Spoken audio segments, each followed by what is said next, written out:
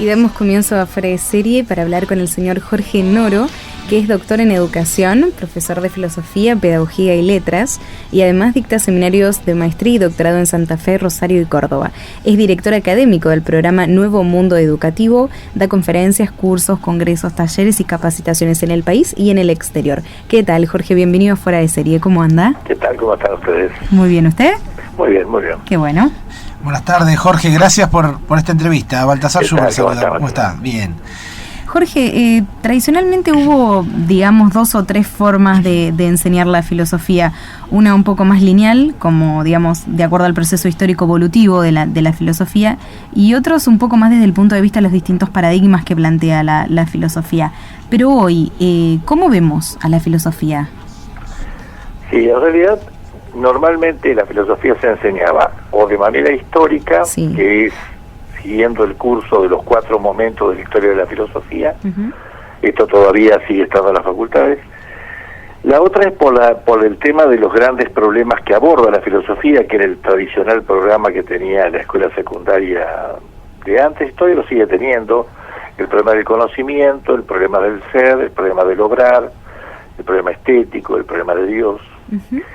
Y también había un intento de ver de qué manera la filosofía generaba un diálogo entre lo problemático, que se genera en esta segunda instancia, entre lo histórico y la realidad, que es la única a la cual la filosofía tiene que sujetarse para tratar de hacer una suerte de hermenéutica de lo que pasa, una interpretación de la realidad.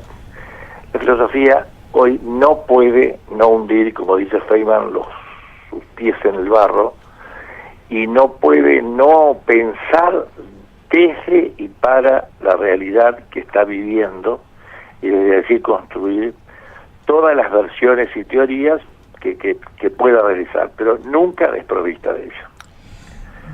Bien, Jorge. Entonces, esta filosofía que se enseña así es una filosofía que, a mí me gusta decirlo, y de hecho hay un libro que tiene ese título, construye un puente entre la filosofía que ya se produjo, que está en las obras de los autores y el patrimonio universal de la filosofía, y la realidad a la que debemos ser fieles en el momento que enseñamos. Y nosotros somos los encargados de hacer transitar a quienes ingresan en la filosofía desde la realidad hacia los filósofos y desde los filósofos hacia la realidad. La única forma que tenga vida lo que le estamos enseñando. Bien, Jorge, y sobre todo, ¿cómo hacerla dialogar, con los caracteres de los nuevos sujetos y sobre todo en el contexto que vivimos? Acá es también dable pensar cómo pensó la filosofía en su historia la forma de darse a conocer. La filosofía no ha tenido una estructura, por ejemplo, como el de la ciencia, que fue más encerrada en sus laboratorios produciendo. La filosofía es una merodeadora de la realidad, sí. Es decir, excepto cuando se encierra en las universidades y en las facultades, queda experiencia desde que la filosofía se vuelve una entidad universitaria. El pasado la muestra muy relacionada con la realidad. No pensemos algo cercano, que también lo tiene, pero pensemos el pasado griego. Un Sócrates que camina por la ciudad, un Platón que dialoga con sus discípulos en la academia y que está haciendo diálogos, un Aristóteles que está permanentemente caminando en su liceo. Todos han tenido una especie de vínculo directo con los sujetos con los cuales se relacionaban. Muy bien, vayamos a ver lo contemporáneo. Un Sartre que se hace teatro, un Camus que se hace novela, y todos los autores existencialistas en general hicieron este tipo de recorrido.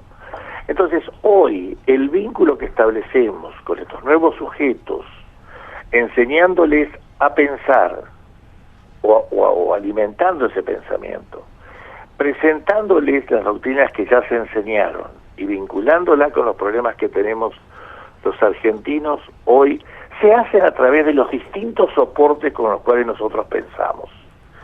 Pensamos hablando, como estamos hablando ahora, dando clases, explicando cosas, como hace Merlí en sus clases, sí. Pero también podemos pensar y dialogar con ellos escuchando canciones, viendo series, viendo películas, leyendo poesía, leyendo novelas, viendo obras de teatro.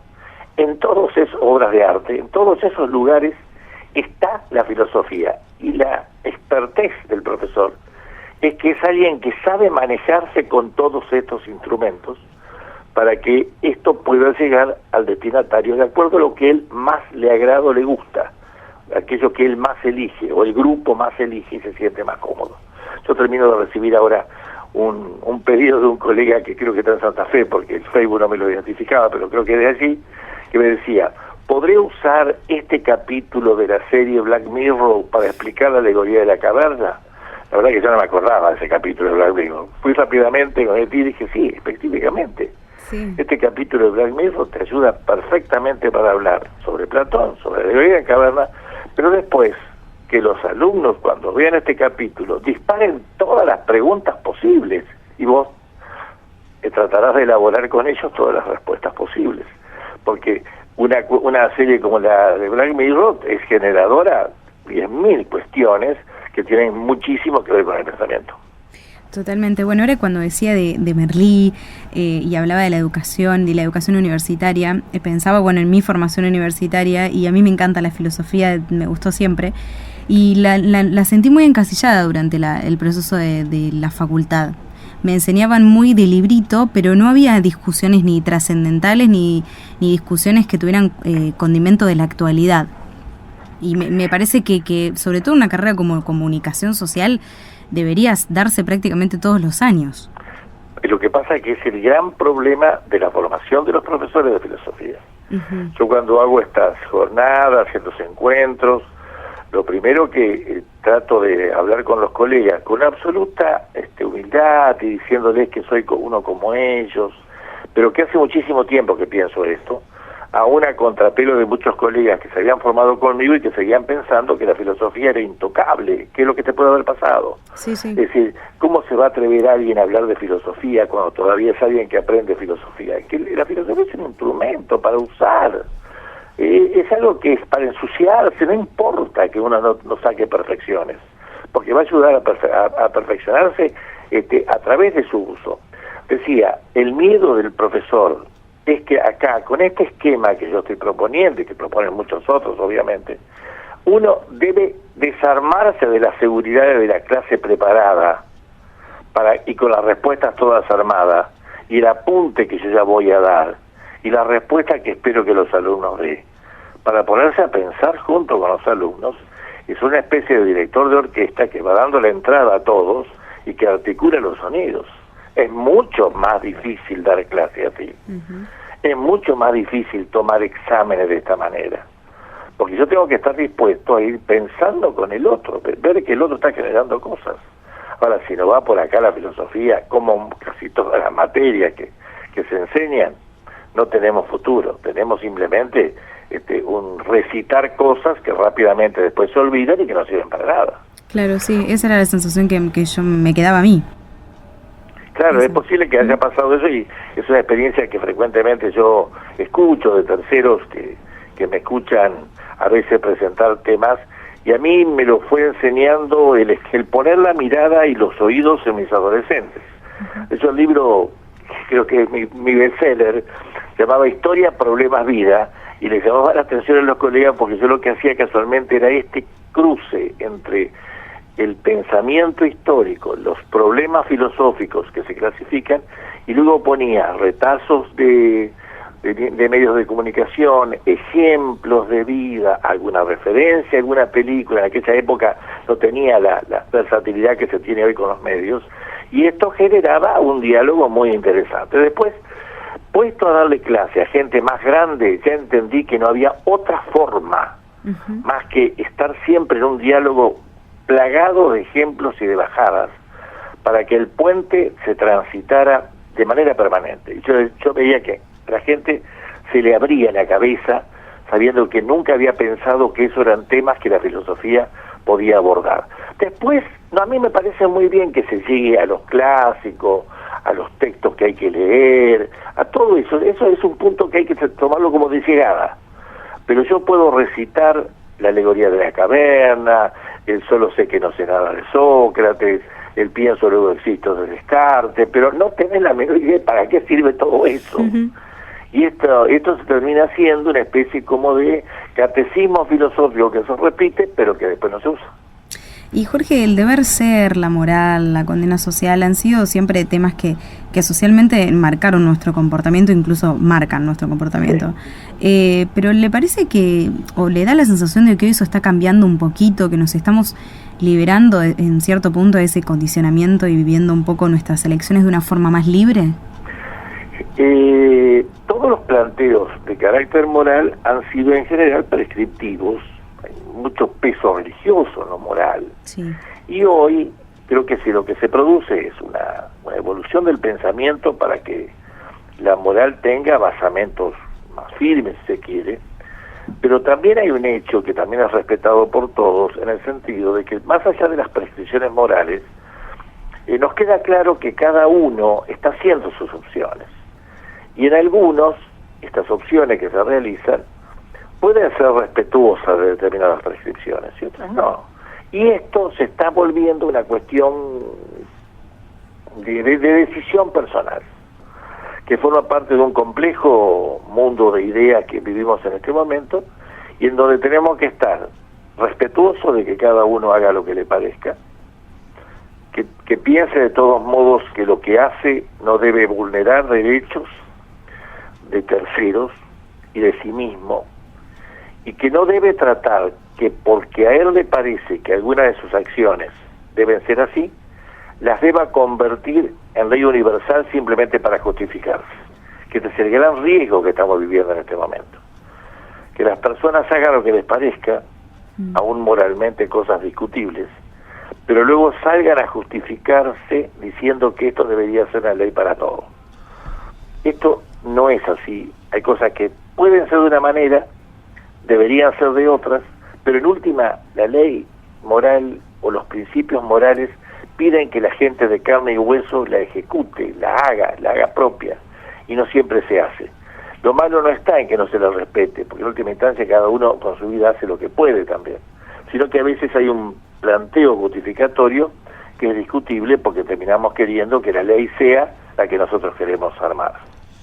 Bien, Jorge, ¿y cómo aplicamos la filosofía ya en nuestro día a día? Digo, ¿cómo darle sentido a nuestra vida? Un poquito desde más fuerte, por favor. Le decía de cómo aplicamos la filosofía en nuestro día a día y cómo le damos un sentido a nuestra vida a través de la filosofía o desde la filosofía.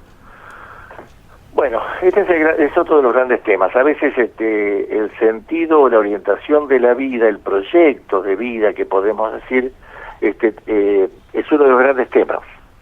En última instancia porque generacionalmente hay toda una línea que vive el presente sin pensar el futuro. Creo que la filosofía es la que tal vez, junto con algunos elementos psicológicos muy valiosos también, no se lo pongamos todo a la filosofía, y a los que tienen principios religiosos también se le puede sumar ese otro aporte. La filosofía lo que permite es que uno proyecte más allá de su existencia actual hacia dónde puede hacer su propia realización, de manera personal, y si es generosa en la concepción que tiene desde el punto de vista antropológico y moral, si entiende que el universo de su propia realidad se pone en diálogo con lo que puede hacer por la comunidad, por los que quiere, por los que están junto con él, por el mundo en que vivimos, hay posibilidades de armar un proyecto de vida que lo vuelva saludable y con sentido. Mucha gente que consideramos nosotros buenas personas, que las vemos llenas de ideales y de proyectos, están imbuidos de una especie de, acá pongo comillas, filosofía de vida, porque le ponen algunos principios que la filosofía rápidamente suscribiría, porque aunque no sepa de qué autor está, es probable que algún autor lo haya trabajado o lo haya leído en algún lugar. Y en cuanto a lo existencial, a las preguntas existenciales, al miedo a morir, ¿por qué nos cuesta tanto aceptar nuestra finitud a los humanos, Jorge? Porque de alguna forma es una pregunta interesante, pero al mismo tiempo que nos lleva, nos pone muy con con lo frágil que somos. Nos cuesta saber que aún en el momento de mayor victoria, certezas, cuando uno es el más ganador de todo, no debe olvidarse el carácter contingente y el carácter de fragilidad que tiene el ser humano. Y que lo pagamos en distintas maneras porque somos seres absolutamente imperfectos, que podemos en algún momento tener la posibilidad de no ser, por eso somos contingentes, y que frecuentemente tenemos expresiones de nuestros límites. Nos equivocamos, fracasamos, las cosas no nos salen como queríamos, nos enfermamos, tenemos dolencia que nunca elegimos, padecemos accidentes que nunca buscamos y finalmente nos morimos, más allá de que podamos ir extendiendo el plazo de nuestra muerte, como la antropología actual y la medicina están ya proclamando y diciendo, lo cierto es que nos vamos a morir. Esta certeza del final, esta certeza de que las cosas pueden no ser como queremos, son un buen alimento para bajar nuestras expectativas y nuestros falsos orgullos y triunfos cuando creemos que nos llevamos la vida por delante. Y ciertamente que esto nos duele porque nosotros frecuentemente cuando nos sobrevienen estas situaciones límites, la pregunta que nos hacemos es ¿por qué? ¿Por qué a mí? ¿Por qué justo ahora? ¿Por qué me tiene que tocar? ¿O por qué finalmente el paso de la edad me está llevando a un límite que ya veo venir? Pero esto es una rica experiencia de un pensamiento que se ha alimentado de estas cosas y que debemos ver también como parte de nuestro proyecto de vida, el saber que debemos elaborarla sabiendo que habrá un final y que lo que tenemos que hacer en cada momento es pensar en ese final para que todo sea suficientemente digno como para que no estemos arrepentidos de nada. Bueno, Jorge, ¿y qué rol tienen las religiones en este sentido? Muy vinculadas con la filosofía, pero no necesariamente se necesita religión para que haya filosofía, como no se necesita necesariamente religión para que haya moral. Es decir, porque las religiones en principio tienen todos un sustento filosófico. De hecho, por citar alguna que es muy fuerte, pero también podría citar otras, el cristianismo es el que le pone sostén a la producción filosófica de la Edad Media, pero también lo estaba produciendo en ese mismo momento toda la religión de los árabes, de los maometanos, y los musulmanes generaron también una serie de principios religiosos filosóficos muy fuertes, y lo habían hecho en su momento también los judíos, que siguieron produciendo pensamiento al mismo tiempo que mantenían su religión. Entre otras cosas porque el planteo sobre la fragilidad humana es muy religioso.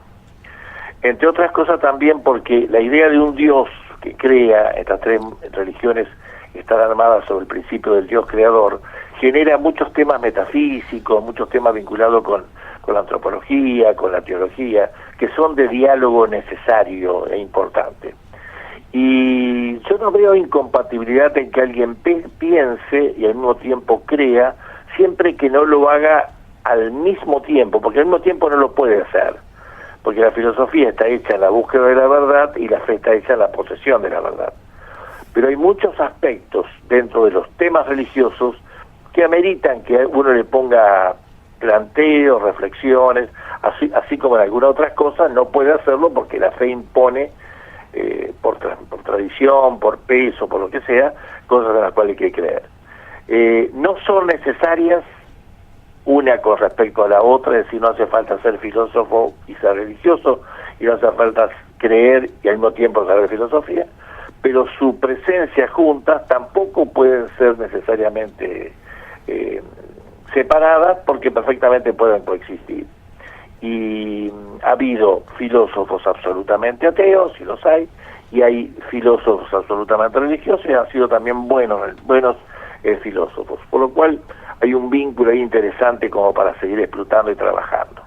Hoy tenemos más crisis de lo religioso sobre todo porque se ha producido al calor de determinadas religiones que no apelan a elementos racionales, sino a elementos absolutamente emocionales. O sea, me atrevería a decir, imaginándolo ahora, que son religiones que trabajan casi con la posverdad. No pienses, entrégate y haz lo que te parezca que el sentimiento religioso te genera. Yo soy más propenso a que, para que esas religiones no sean tan alienantes, a la religión la llenemos con pensamiento para que toda creencia no nos aliene, sino que nos deje ser plenamente hombre.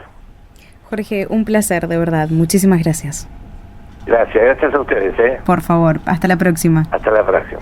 Hablábamos con el señor Jorge Noro, doctor en educación, profesor de filosofía, pedagogía y letras.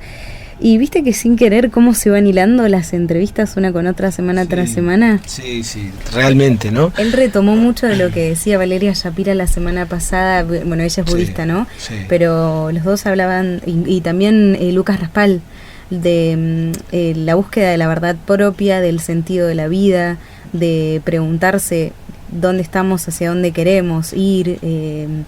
La conciencia de la finitud. La conciencia de la finitud, sobre todo, esas cosas, ¿no? Sí, muy bueno. Que son muy propias del tiempo en el que vivimos, de vivir acelerados y no saber, no tener tiempo para plantearnos un montón de cosas propias y el entorno también, ¿no? Tal cual, y qué rol tiene la filosofía en el marco de todas estas cuestiones, ¿no? De lo interesante que es la filosofía y cómo la aplicamos en nuestra vida cotidiana, cómo poder entenderla.